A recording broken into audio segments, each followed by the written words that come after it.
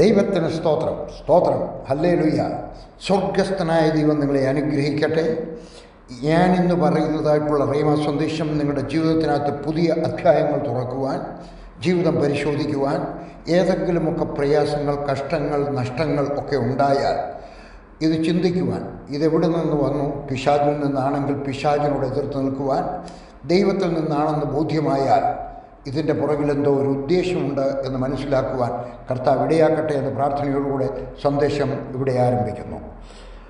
തലക്കെട്ട്: അഗ്നിശോധന ഉണ്ടാകാം.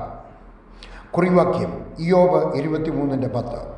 എന്നെ ശോധന കഴിച്ചാൽ ഞാൻ പൊന്നുപോലെ പുറത്തു വരും.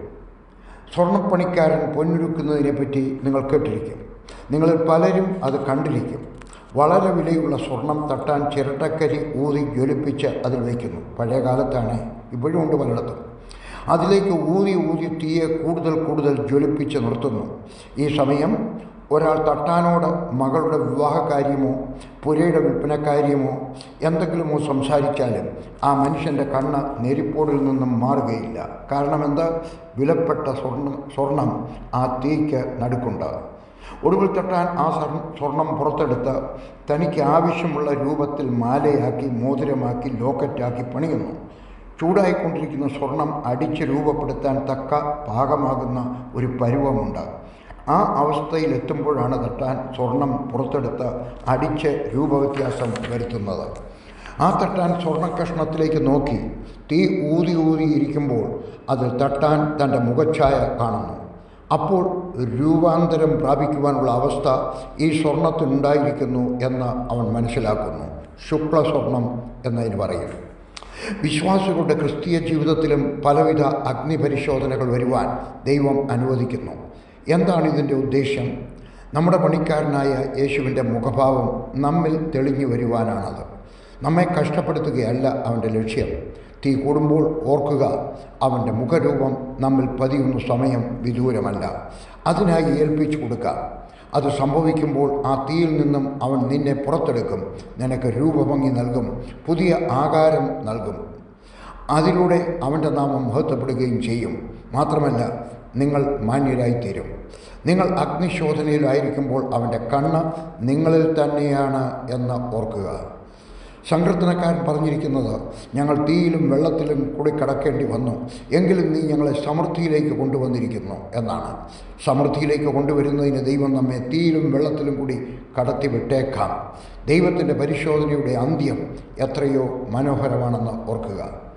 എൻ്റെ പ്രിയപ്പെട്ട പ്രധാനപ്പെട്ട സ്നേഹിതർ എന്നെ വിട്ടുപോയപ്പോൾ എൻ്റെ ഹൃദയം വാസ്തവത്തിൽ നൊന്തിട്ടുണ്ട്. എൻ്റെ അതിപ്രധാന സപ്പോർട്ടർമാർ പെട്ടെന്ന് സപ്പോർട്ട് നിർത്തിയപ്പോൾ ഞാൻ പരിഭ്രമിച്ചിട്ടുണ്ട്. ഞാൻ വളർത്തിയെടുത്ത തിമോത്തിമാർ എനിക്ക് ദോഷം വരുത്തിയിട്ട് എന്നെ വിട്ടുപോയത് എന്നെ വേദനിപ്പിച്ചിട്ടുണ്ട്.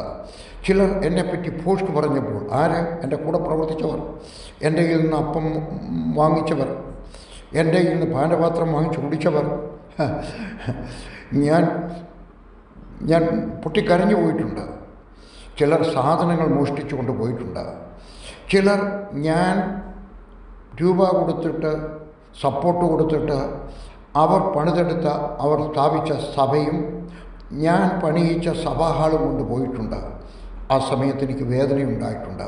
പക്ഷേ ആ സമയത്തെല്ലാം ഞാൻ ഓർത്തു, കർത്താവ് എനിക്ക് റിയാക്റ്റ് ചെയ്യുന്ന വിധം കാണുവാനായിട്ട് ദൈവം അവസരം തരികയാണ്. ഞാൻ ഇപ്രകാരം ഒരു കൊട്ടേഷൻ കേട്ടു: നമ്മുടെ ആക്ഷനിലല്ല നമ്മുടെ ഭക്തി മനസ്സിലാകുന്നത്, നമ്മുടെ റിയാക്ഷനിലാണ്. വളരെ സുന്ദരമായ ഒരു കൊട്ടേഷൻ. നമുക്ക് ശ്രദ്ധിക്കാം. നമ്മുടെ ആക്ഷൻ എങ്ങനെയാണ്, നമ്മുടെ റിയാക്ഷൻ എങ്ങനെയാണ്. കോപിക്കേണ്ടി വരുമ്പോൾ നമ്മുടെ ആക്ഷൻ, ഒരാളിനോട് സംസാരിക്കുമ്പോൾ, ഒരു പെൺകുട്ടിയോട് സംസാരിക്കുമ്പോൾ, ഒരു പുരുഷനോട് സംസാരിക്കുമ്പോൾ, നമ്മുടെ ശത്രുവിനെ പറ്റി വേറൊരാളിനോട് സംസാരിക്കുമ്പോൾ, നമുക്ക് ദോഷം ചെയ്ത ഒരാളിനെ പറ്റി വേറൊരാളിനോട് സംസാരിക്കുമ്പോൾ നമ്മളുടെ ആക്ഷൻ എങ്ങനെയാണ്, നമ്മുടെ റിയാക്ഷൻ എങ്ങനെയാണ്? കർത്താവ് നമുക്ക് തരുന്ന അഗ്നിശോധനകൾ നമ്മിൽ ക്രിസ്തുവിൻ്റെ രൂപം പതിയുവാൻ ഇടയാക്കി തീർക്കട്ടെ. അല്ല, ചിന്തിക്കണം, ഇത് പിശാചിൽ നിന്നാണോ? ആണെങ്കിൽ സാത്താനെ എന്നെ വിട്ടുപോവുക എന്ന് പറയുവാൻ കർത്താവ് കൃപ തരട്ടെ. മനസ്സിലാക്കി ആരാണ് ഇതിൻ്റെ പുറകിലെന്ന് മനസ്സിലാക്കി അതനുസരിച്ച് ഇടപെടുവാൻ കർത്താവ് നിങ്ങൾക്കും എനിക്കും കൃപ തരട്ടെ. യേശുവിൻ്റെ നാമത്തിൽ ആമേൻ.